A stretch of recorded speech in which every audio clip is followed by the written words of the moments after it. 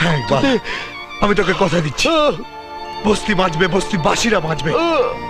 আজ থেকে তোর সব কাজ আমি করবো ইকবাল। ইকবাল, ইকবাল, লা ইলাহা ইল্লাল্লাহ মুহাম্মাদুর রাসূল আল্লাহ। ইকবাল,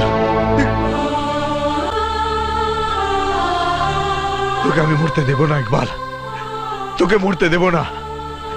তুই বেঁচে থাকবি, আমার মধ্যে তুই বেঁচে থাকবি।